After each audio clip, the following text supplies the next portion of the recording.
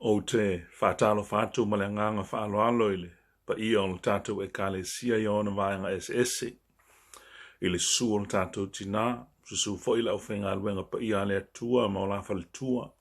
Ia maisele no loa o le tātou e kāle sia mai maunga te tele, ia se ia pa ia maunga iti. Ile nei fo I tai au fou o le Aso Sa, luas fulmaleivo Aukuso, lua fe luas fulmaltasi, ia o whenga iai tātou, ia matapu ono le whaamai. Au whātalo whātu, ili nei ala leo, ia wa avea mala tātou te whtapa ia I lungo le ea. Ia was tātou tapo inga ili nei fo I tae au. Whātalo whapitoa I nai o tātou ta mama tina mātutua, te le tonu lava o loo utou maua pēr le mawhana whana, ma ia awanga le lei o le tātou mutai le langi, mai se lava foi tu lango iai whaatawhanga sengase, ia o iai nei foi vai tau, I leo te nāma le laina tu langa o iai le lalangi nei on pō, ia mawhai te tenga o na le whaamai. A vea ilo whaatau waa ile nei foi tae au, whai masuia lau whainga luenga, sao nia se whaamalosi mo I tātou, ia wāla tātou whainga malanga ile nei foi vai aso o tātou amatalia, ia mai se foi o le tātou whainga malanga whale whatua tua, ile nei foi vai tau o le tātou soi whanga, ia ai o maia se I tātou tāpua I atu I le atua. A oe I o vai, wa whai oe ma utili tā, o lo mamalu foi ma le whae ina lo ulu. Na o wala au, ia I ova I lo leo, ua whaafafonga mai foi o ia I a te au, mai lo na maunga pa ia. Na uta oto lava au ma o moe, na o wala, a wā ua langolango ina mai I ova I a te au. Te I o tātou te tālo. Le atua pa I ae, le atua le tamā le alo ma le anganga pa ia. Le atua e tonu ai mea umalama. Wa e silsila alofa mai ai leo mai o lau whanau I o luma I le nei tai au. E ala I le tāpua inga o le a whaia nei. E le aise mea mātou te mawhai. E le tonu foi ni mea mātou te whai. Te a le a wai mai la ua fio e ala I lo mangang pa ia. A fio I foi o mātou loto ma wha moe moe umalama. A o mātou o ifo ma tāpua I a te oe le nei tai au. Ina ia maua se vi inga o la ua fio lo mātou matai. E ala I ngā luenga lau whanau. Le nā le ulua I wala au o lau whanau I a te oe le nei tai au. E ala ia Jesu ke riso le ali le whaola. Amene. Ola au tātou. Vivi atu I le atuai, lona vi inga, ia ua saunia mai ele. E kale sia whapot putonga Jesu I Samoa, ia mai mangele.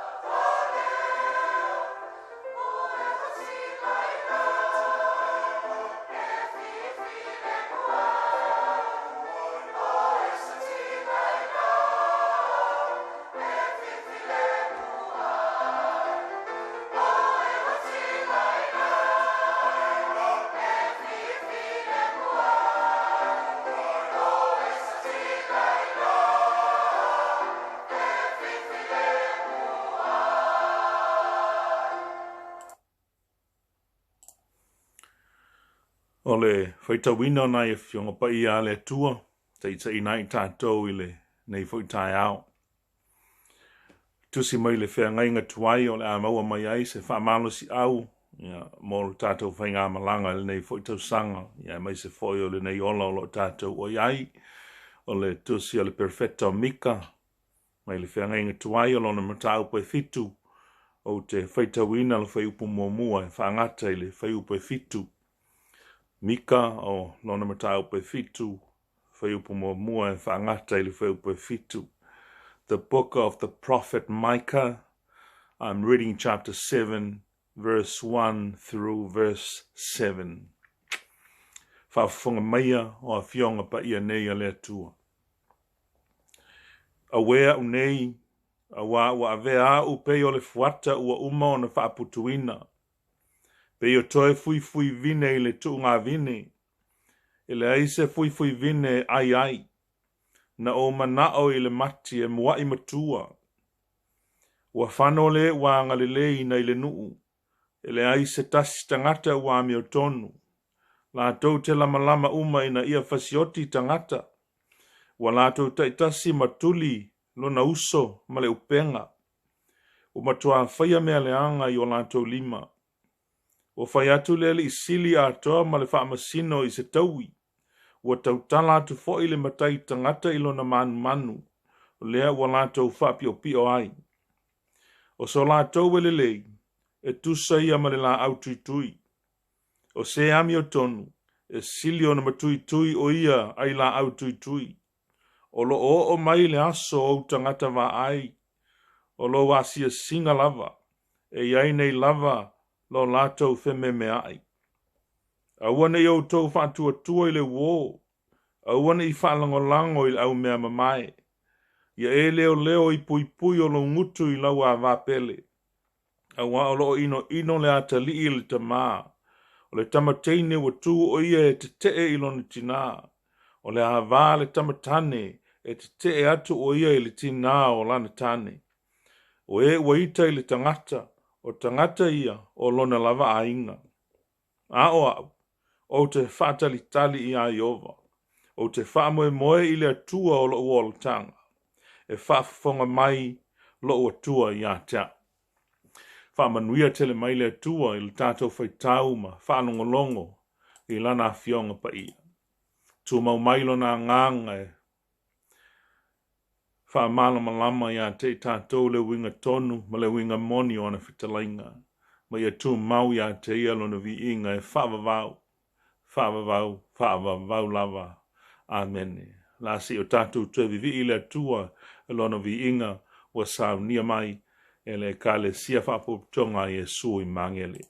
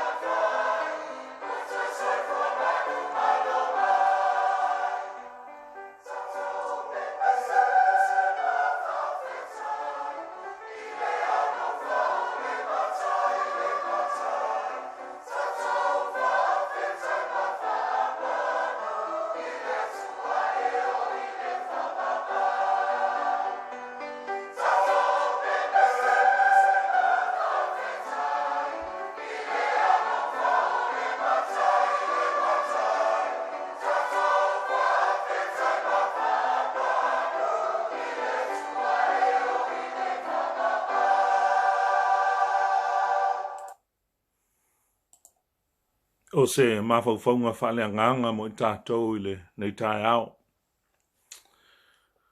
Wa whaautuina le. Se whi au mo I tātou nei tai au mai le. Tusi sa tātou whaitawina. Fia whaanga ina le whaupe fitu o le. Tusi lavale nei. Al perfetta mika ilana matapu fitu. Ngai whai mamatua. Au ngai aini. Se whi au o le nei tai au mo I tātou. Whamel whaupe fitu. Au te whaatalitali ai ova. O te whaamoe I le atua o loo o le tanga. E whaafonga mailo o atua I a te au. O te whaatalitali I le li. O te whaamoe I le atua o loo o le tanga. E whaafonga mailo o atua I a te au. But as for me, I will look to the Lord. I will wait for the God of my salvation. My God will hear me. But as for me, I will look to the Lord. I will wait for the God of my salvation. My God will hear me. The words from the mouth of the prophet of God, Prophet Micah, one of the minor prophets in the Old Testament. If you watched last Sunday's message, the focus was on the prophet Hosea. His message and warning to the people of Israel was to return to the Lord through repentance. The spiritual condition of the people of Israel was rotten to the core as a result of their spiritual immorality. The prophet warned Israel that God's judgment was imminent. And if they want to avoid punishment, they better return to God in true repentance. We all know the story. They didn't repent.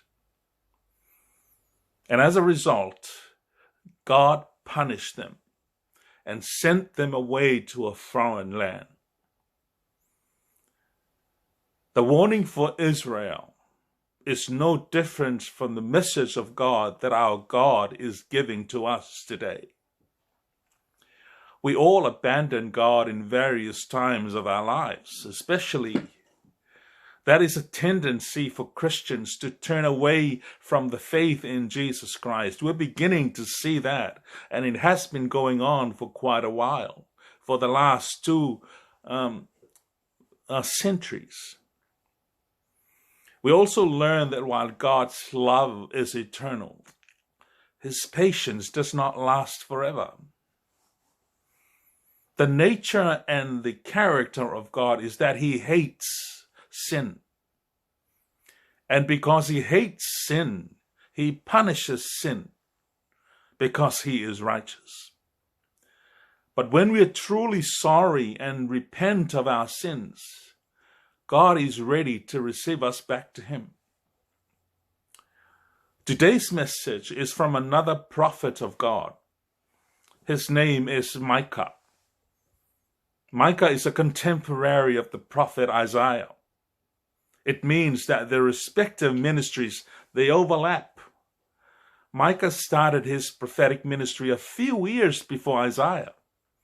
So when Isaiah came into the scene, he and Micah ministered to the people of Israel and Judah simultaneously. So they were working, together at the same time in taking the word of God out to the people of Israel and Judah.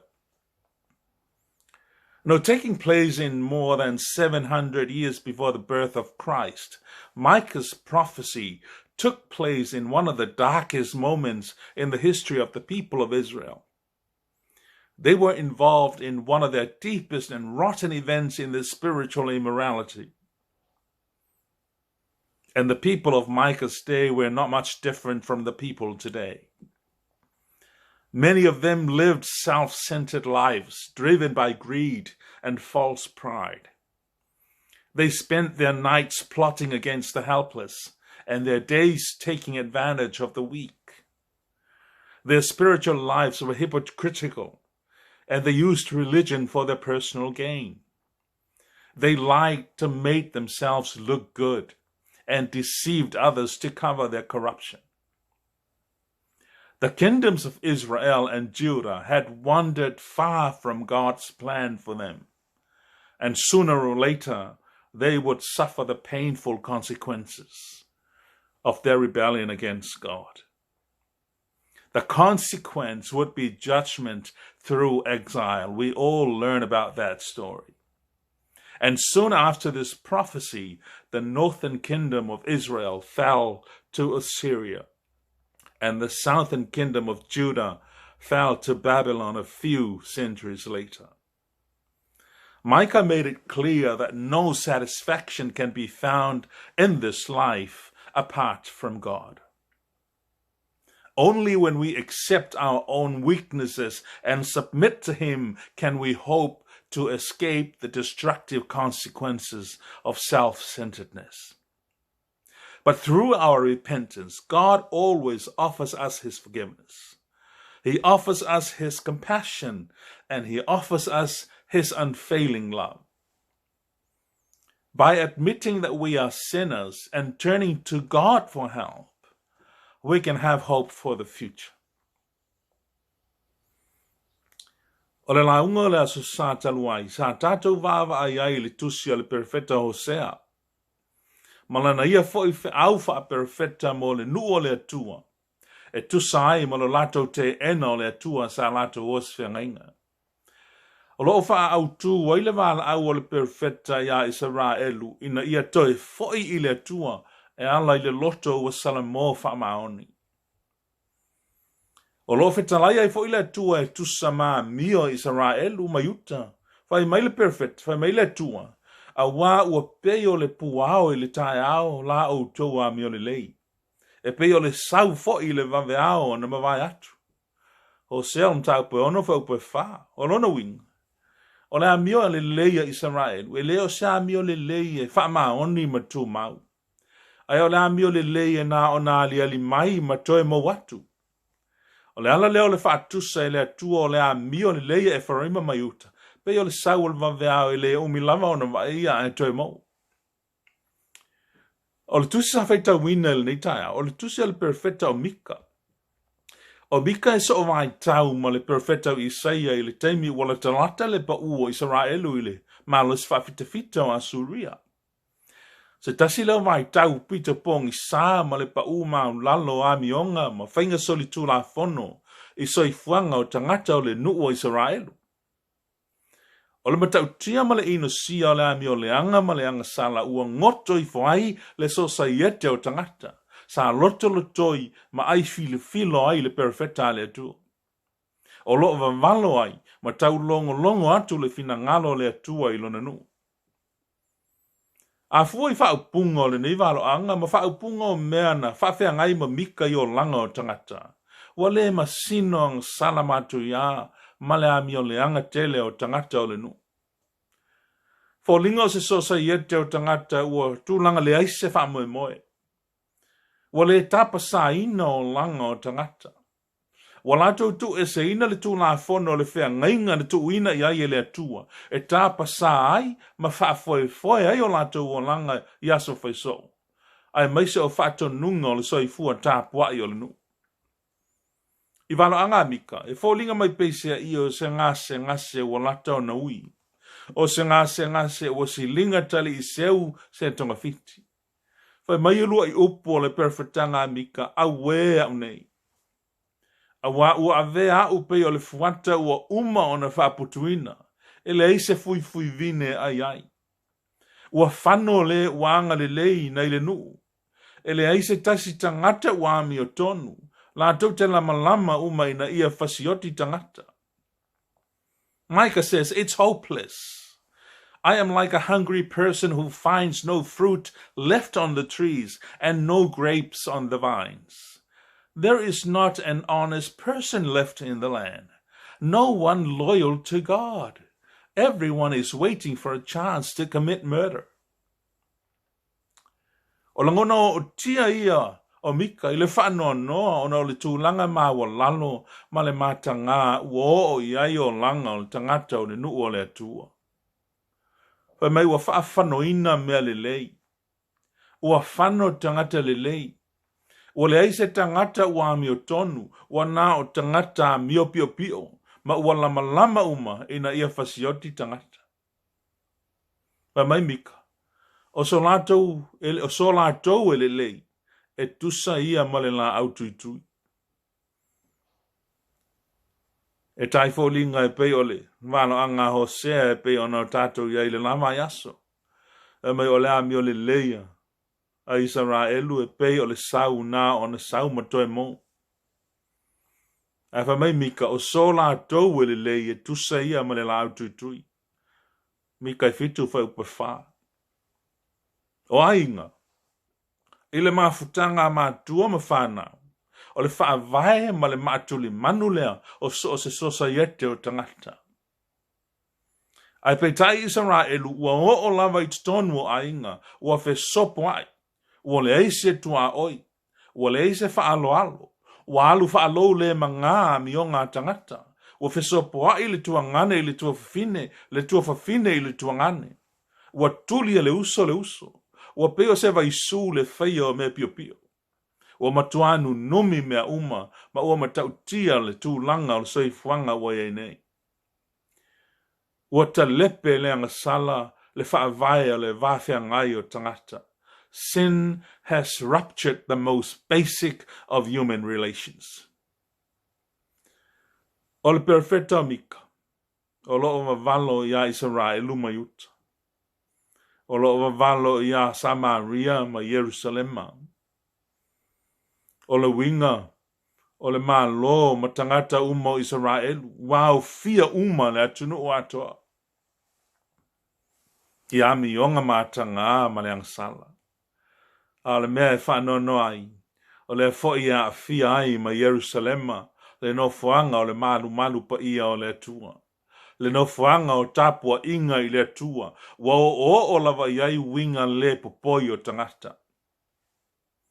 Wana o ni tāpua inga ngau i ua le iai le loto ma le nganga ma le whama oni tāla whea ngai le lei ma le paia o le atua.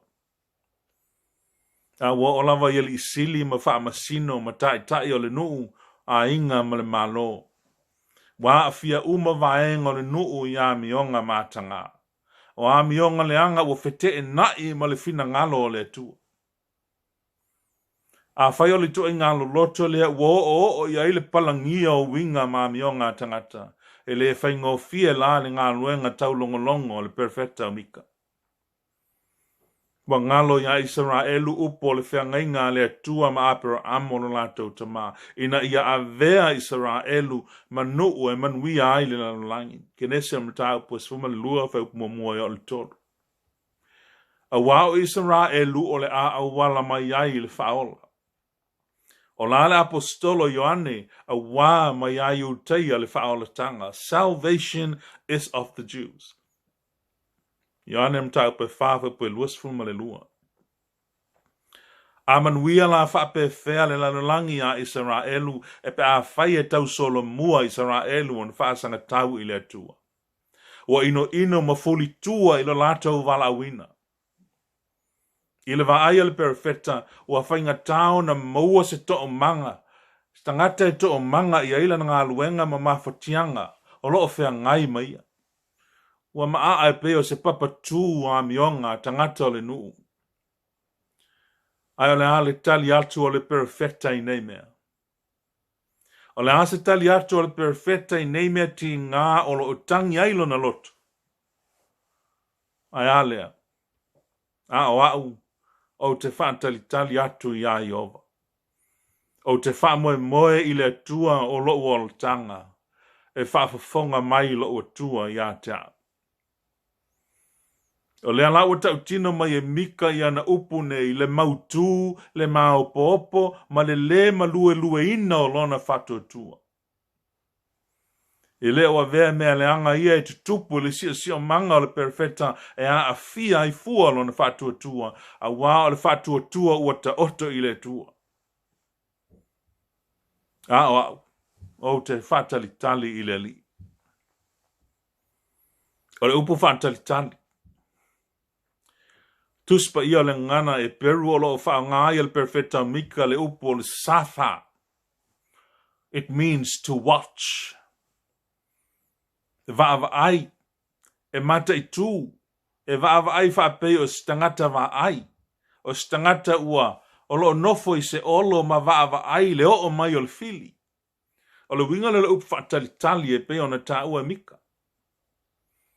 O le mele ua na whaia. Mele ua whaia e mika ua na ona vaava ai atu i le atua. O le aiso na wha moe moe le vai atu ia mionga tangata. Ai ma whai e le atua o na whai i ai o sana filfilinga. Ua na o le atua e ma whaia. Le ala ua whai maimika o te vava ai atu i le li. O te whaatalitali atu i le atua. O le upu lea. E wha ngā wha veape i le ngangana e peru. O lona winga o le vava ai o se upu ngā o yoi. O se upu e whaatino. O le veape. O le whaatalitali po o le va ai atu e leo ni upu na ona whaalele ma taua e le whaatino in. E leo se tangata na ona tau tino i lona whaatuatua. O upu e tau whaatino e ala i lona whaatuatua ua ta oto atu i le atua. O upu e whaatino e ala i le tatalo. O upu e whaatino e ala i le whaamoe moe ua matua mausali. O le whaatalitali i le atua. Le isi lea ma sani tā ua ma se winga o ngā mo le au whaatuatua. E iei fo i tātou. Ai le ta tele i le tele o tangata so i fua le mea lea o le whaatalitali ma vaava ai atu i le atua. Ai maise lava i nei ona po wa tātou ma sani ma le tele a i o leo langa. Wa tātou ma sani ma mea sao i nei ona po. Wa sao le teknolosi. Wa sao au ala o fiso o ta inga. Wa o ai mea tau mafa wa sao. Fast foods. Wa tātou whao ngā ina ma tau ma mafa ai. Wa sao lava mea uma. Wa o a lai lo tātou wala whaatua. Wa a fia ai fo. Tātou le ma whai ma o whainga tāo na whaatali ma whaatalitali le taimi a le atua. Mawa noa a le atua na te au mai. Amal perfeta a o te whaatalitali i a iovo. O te whaamoe i le atua o lo uolutanga. E whaamoe, whaafafonga mai lo uatua i a te au. Whai unga fo i lea na whaia le perfeta o sapakuka i le whenga inga tuai. E ui aina i le fia lo na loto i le anga sala lo na nuu aina ia vaava ai ma whaatalitali atu i le atua pe se alo na fina ngalo mo ia. Whai mai aia. O te tū i le mea o te leo ai. O te tū fo i au i le olo. O te vaava ai fo i ina ia o i loa. Pe se a se mea e whetalai mai ai o ia i a te a. Pe se a fo i se mea o te talia tuwai i lau lana whai unga. I will climb up to my watchtower and stand at my guard post. There I will wait to see what the Lord says and how he will answer my complaint. Sapkukon tapu lua fe pumomua. E tali maile atua I lo va ai ma lo fatalitali atu ia te ia. E tali maile atua ia te o I lo na lava taimi faale atua. I lo na lava faitalia faale atua. E lei te tuali maina ele atua le finaunga sapakuka. Pa mai aia, ua tali mai foi Jehova ia te au. Ua whaapea mai ia e tusi le whaalinga. Ia e tongi I papa. Ina ia moe o ia le na te whaitawina. Sapakuka e lua ole, whaupo e lua. O loo I le atua lavalo na taimi e tusa mana fuafuanga ata mai. Na te whaui la vea ai, ma tuu ina maila na whaamasinonga malana tāmalosi ia I la tau e le salamo. Sa matua I longa o na ila le nuu o Israelu maiuta I le tā le atua. O le wala au whaali tala le lei fo I lea mo I tātou I le nei tai au. I le tu i tia le tā ua o le wala au o le tala le lei ina ia tātou salamo. Ma ia tātou whātalitali ma vāwa ai atu I le tua alfasili. Whapewhea ona whātalitali le tangata I le tua. Momua. O le whātalitali I le tua e whaia I le loto talitonu. E whaia I le whātua tua ato atoa I le tua. E la foa I ai I le atua malana whaitalia pa ia. Le aso ma le itu aso e fua I le atua. Whaataunu uina ai I ana fuafuanga. Lua. O le whaatalitali I le atua. O lou mautinoa lea. O le a whaalava le amoa. Ma intervene le atua I lona a au whaola a wā o ia o le atua la veai. Tolu. O le whaatalitali I le atua e whaia I le loto tele. E whaia I le ono sai. E whai ma le loto maulalo. Wha. E whaatalitali I le atua mo lana whaasinonga. Na te whaasino mai, mea tātou te whai I le teimi wa ia tu poina. Whaataunu wina ai ona manaonga, ona finangalo. 5. E whaatalitali I le atua mo lana taita inga I le mea te tau ona whai. Ai lea o le whaia o le loto o le tangata. Ono, e whaatalitali I le tali o tinga. Tinga e tupu wai le whamoe moe. Ma le fitu. O le whaatalitali e whaia I le tatalo I taimi uma. Ma le anapongi nisi o taimi. Tele ai le whenga inga tuai, whapea foi le whenga inga whawolo o moli mawinai le ola whaatalitali o tangata o le atua I le atua. Whaatalitali o sua ma awa Israelu mo aso e fitu e tusa ma le finangalo o le atua. E sava vali whaata milo I le aio Yeriko. O le whaatanunga le a le atua I aio sua. Whaatalitali. Vaava ai I le finangalo o le atua. Whaatali ma le usitai I le atua I le taimi a le atua ma awala wa tā pena I le atua. Le ala tala wa mau. Solo ia pa malo losi o le ai I le na ona sava vali whaata milo ai. E fia ma lofa le atua I e whaatali atu I ate ia. O le whaatali e o whaatasi ma tau ma whainga ma sa ilinga. E le mawhai o na le whaalava le a moa pe a whai e tāu lai pe le ai I le atua ma ono sai se I o lava I le teimi a le atua ia. O le whaatalitali e whaafou wina ai tātou. O le whaatalitali e o ina ai I tātou. E o ina ai tātou I le tātou whaatuatua ma le tātou on sai ma le tātou whaamoe moe I le atua. E sili atu le sila fia o le atua na I loa tātou. E fia ma lofa le atua I e whaatalitali ma vaava ai atu I ate ia. Whaama nia mai al perfeto Jeremia lea o loo anga le lei Jehova I e whaatalitali I ate ia. O le tangata e sa ili I ate ia. E le lei o na whaamoe moe ma le whaalolongo I le o le tanga ma ia Jehova. The Lord is good to those who depend on him, to those who search for him. So it is good to wait quietly for salvation from the Lord. Wa wenga al perfecta Jeremia on tape tolu feupe luas fumale lima ma luas fumale on. Fatalitali ma le ustai la apostolo I polo inga Jesu I le urua Pentecosto. Fetalai Jesu I ona so whauta foi o te awina mai a te o tau le na folafolaina lo tama. A ia o tau no nofo I le aia o Yerusalema se ia maua o tau le mana mai lunga. Whaatalitali Yerusalema se ia afio ifo le ngangpa ia.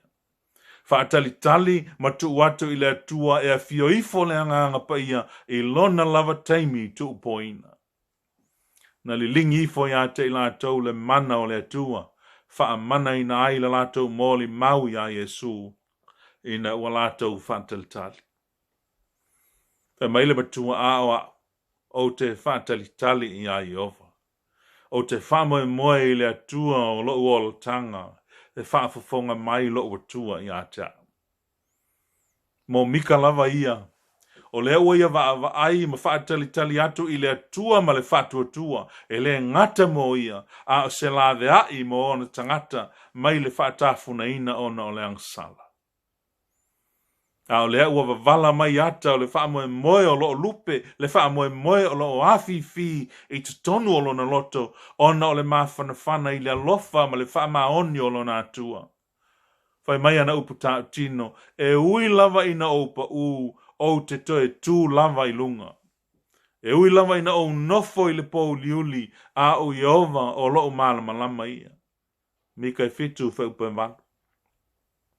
Te tau ia Israelu ona ia ona sa ia le whaamasinonga le atua ia te ia. Awa ama vai le so ona o mai ai leo le malu le whainga malanga. Wa tau tino le perfetta le se o lona nu. Whai mai ai o te whatoa toa ma o ono sai le toa tā mai o Iova. A wawa o wanga sala atu ia te ia se ia whaia e ia la ufinaunga. Mana whaia fo ila ufama sinonga. Na te wha o ina au le mana malama o te iloa la nami o tonu. Whaipo iwa. Se whatua tua ina a mausali o le whatua tua o le perfetta mika. E ma whai ona tātou maual to e ngā whatua tua lea pe a whaia tāu lai atu la tātou wa ai i le tua. Mai tā vita e whaasanga e o mata i maunga, e o mai ai lau fisoasani.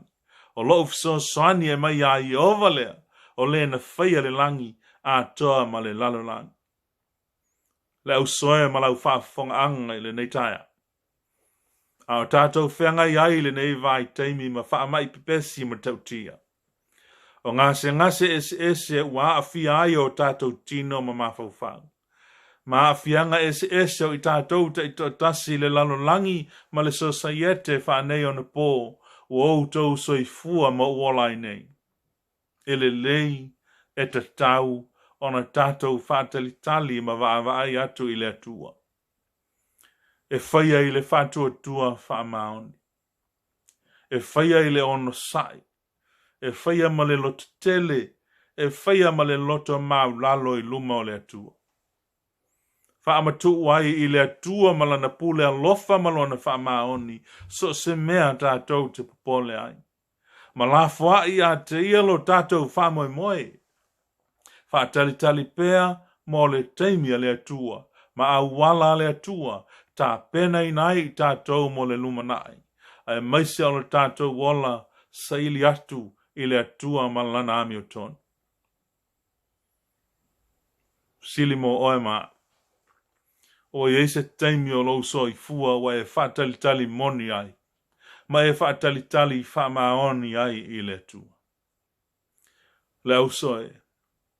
E whaamalia ina oe mea le lei, ma whaasau ina oe mai le lota ti ngā, pe a moni lau whaatalitali mai le tua ma o lon taimi. E au ina mana tua, e leo se whaatalitali whaasamasama noa, e le ai. Po se whaatalitali noa e le ai foi. A le whaatalitali ma le whaia o lau pito la au whaatua tua. E ala i le te talo ma le ngalue ma le talitonu wa tu mau i le atua maana folfolanga. Mo nisi o lau tau ma malu mai tātou ua asoa ma tau sanga o mawhatia mo whaatalitali. Wa e ewa i le whaatalitali mo se tali. Usoe tāwhi mau pēa i lau whātuatua. Whātalia i pēa i le atua e aua le tu la fo ina o ia. O la le perofeta o Isaia. A o e whātalitali i le li. To e whāfo wina lo lātou malosi. Lātou te si ai apa au pe o aeto. E whemo ei ai le vai. E sava vali ai le tingaina. O le soifua pa ia o lo tātou wali i whaolo o Iesu ke riso i le lalorangi. Sa whaatalitali e le au noa i le fina ngalo o lonta maa. Whaatalitali le whaatuatua ma le tatalo ma le ngalue e whaatino lana ngaluenga whaola mo oe mau. male lalolangi atoa, o I lātou o e o talia o ia, ma whātua tua I lona suafa. O lana te talo I le whanua I kia te samane na aftoto ai, lo utama ai, a e fina ngalo iai, ia e ave esele ne ipo ia te au. A e awane I whaiala uloto a o lo fina ngalo. E whaatalitali ma le usi o stai. Au, o te whaatalitali ia Jehova. O te whamoe le atua o lo uola tanga. E whaafonga mai lo atua ia te au.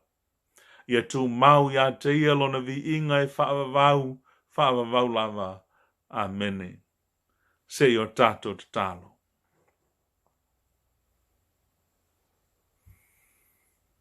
Le atua sili e se. Le atua o le langi ma le lalolangi na e whaia mea uma o lo tumuai. Le atua e ao ina o mātou whaatalitali I ai e le au noa I aso uma o lo mātou ola. Le atua e ao ina o mātou vava ai atu ma le whatua tua, ma le whaamoe I a te oe. A wae te anga le lei I e whaatalitali I a te oe. E te anga le lei I e vava ai atu I a te oe ma lo fina ngalo pa ia mo I mātou. Mātou te o atu I o luma I le nei tu aso. A o mātou o tāpua I maifo atu I a te oe. Mai le malu o mātou fale, o maota malawa o awhifio o ailau whana. Mātou te whano no manu I a te oe. Ai maise o le nganga o le whawhetai ma le whamalo. I lau pule whasoi fua mo I mātou. Mātou mo moe I le pō o mawai. A wa mātou wala whai whanunga le lei. Ona o lau pule whasoi fua. Wa e whaalava le amoa. Mai ni pua ngā ma whaingatā sa ono lepeti ai lo mātou wala I le pō o mawai. A wa mātou wala whai mai e tā puai ma si atu le vi inga I a te oe. Ona o lo lava lofa ma lo wha maoni. Whaftai le ola ma le malo si fau a mātou maua I le nei tai ao. E ui nā a fia lo mātou soifua ma le sio manga I le nei vai tau o le soifuanga. Wha mai pepesi ma whainga tau o lo whea ngai ma lu I tau o lau whanau I le nei vai tau. Le tuai le wha te I ai I mātou I mea. A wawa uma ona e wheta lai ma nino e ala I lau fionga pa ia. A au tau wa aia I mea. O lona winga wa lata mai le fio mai o lo mātou o li o Jesu Keliso. Mātou te maua ai le wha ma whananga. A wawa mātou mauti noa o le unga. E manu mā lo lava oe le atua. E te whaasauina lau whanau whaatua wha maoni. La tau te awhifio foi ma soifua. E le langi o lo iai lo mātou no moni. Wha moe ia ma wha ma whananga o mātou wola I le nei vai tau. Ona o mea ti ngā ma whaingatā o lo whea ngai ma lau whanau. Mātou whawhtai o tamau a inga ese. I le tino o le mawhau ma le nganga. Wa mātou whao ngaina. Tā leni maanga waa wa e foai ma tufa mai I ai mātou. Mātou whao ngaina e vi I ai oe la wa fio. Ma o mātou tautua ai ma au au nai nisi o mātou uso a tangata. Le tua mātou te whaaftai o no le soifua lau le lei wa e foai lau whanau. Ia e maise foai o le soifua I le mawhau ma le nganga o le ola wha le whatua tua. Ma waia I mātou o le wha moe ola I a te oe malo lava finangano. Sili lava I nei mea uma o le whaafetai le atua. Ona o lo walo pelo Jesu Keriso. Le na ia vava ai ma whaatalitali atu I lau fina ngalo pa ia mo ia. A o whea ngai o ia ma ngā luenga whaola I le lalo langi nei. Lea lea tua mātou te mautinoa, ma mawhana I le wha moe moe, o le wha maanga longa mo mātou wang sala. Pe a whai mātou te tū mawai, I le wha tua I a te oelo mātou mutai, a mātou te lia ai o Yesu Keriso, e a vea mā li I ma whaola mo lau whanau wha tua. Wha mangalo a mātou wang sala, wha mangalo lo mātou wola le wha talitali, malo mātou wola le vava ai atu I a te oe malo finangalo. Wa sao le lalolangi nei o na pō. Wa fia ai lo mātou wola wha fatu tua. Wa fia ai fo lo mātou wola wha talitali ma le ola vava ai atu I a te oe malo lava finangalo pa ia le atua. Se ye whamanuia I lau whanau. Whamanuia I lo mātou e kālesia I le a fua mai maunga te tele. Se ia o atu I maunga iti. Lo mātou tina whaapele au whainga luenga. Ia e maise o tia kono ia male loloa o lo mātou e kālesia. Ia iai au whaamanuianga. Poi malu mai I mātou le atua. Whaamai o lo pepesi nei. Ia mātou maua pēa o le usi ustai whaatonunga ua au mai. Ina ia mātou whae tete. Ina nei pisia mā whaina ai ni stangata. Ona o lo mātou whātamala. Le atua mātou te talo, mō lau whanau kerisiano I le lalolangi. E whapitoa la mātou te talo, lau whanau kerisiano I Afghanistan, I tūlanga ua iai nei le atua. Mātou te iai whaatasi e whaasoa o lātou tinga. Ma tūlanga le mautonu o loo iai lau whanau le atua se I so soane ia I lātou. A winatu lau au angelu e pui ia te I lātou. Ma ia lātou awana I o lātou tu una le whatua tua. A ia whatua ma wina ma whamalosia. Lo lātou wola talitonu ma le whatua tua ia te oe le atua. Mātou te talo foi moa mātou whanau. Ia I lātou o lo maua I mai o le tino, se I e alofa le atua, se I e whamalo lo. O le alawa lo finangalo e au wala mai ai lau whamalo longa, le atuae mātou te talia, a wā o mea umaia, wa au wala mai ai lo mana I le ola nei o mātou o ola ai. Mātou tina mata mama tutua, e meise I lātou o e ua, ngā maua I ngase o le tino. Mai lātou fwe ui wa iai whaawhainga tāo le soifua whaaloloa, le atu ai, lango atu o ao anga le lei ia te I lātou. Le alofangia le atua lo mātou iai le nei vai tau. Pui malu mai la wa fio ia te I mātou, ina ia mātou maua le saonga le mū. O lo finangalo ma lau upu o mātou fola ina I le nei aso, ia avea o se whaamalosi au I o mātou loto. A mātou o whenga iai ma whainga tāu le nei fo I vai tau lo mātou mtai. Ia tātou malau o fio I le nei tu aso. Se ia o tu lava I le whaavavau lava. Amene. Amene. O le awha I ule, tātou sauninga, I le vi inga ua saunia mai. Ele e ka le sia whapotpotonga Yesu I Samoa mai mangele. O Yesu le alamoni.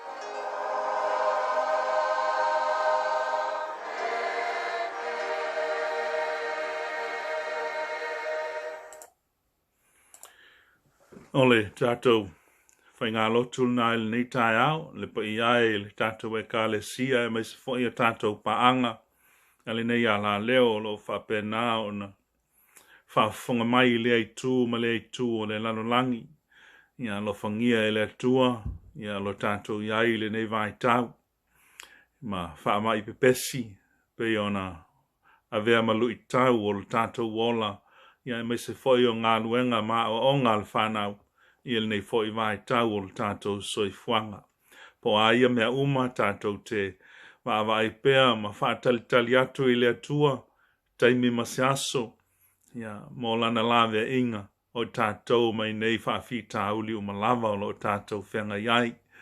Wha manui atu i o tātou tamama tina mātutua, mai se lava i lātou e o lo whengai ma ngase o le tino. Ia whapenao na ia ile whananga le atua i o tau tino, ia mai se le loto ma le nganga, ina ia tātou whaatalitali ma waawa ai atua i pēa ia te ia malona lava fina ngalo pa ia mo i tātou. Taimi ma le aso e fō ia ai, whaafita auli umalama, ia tātou maua i le file mu moni o le tātou matai i le langi. Ia manuia le nei vai aso, manuia fōi whainga malo longo le nei aso. Ia soifua mai a manuia o le a tātou whaai ui le tatalo. Le atua pa i ai, o le nāse tau mo whainga vai a lau whanau i le nei tu aso. Ma tau teo atu ai le anganga whaftai, e a watu le vi inga o lawa fio.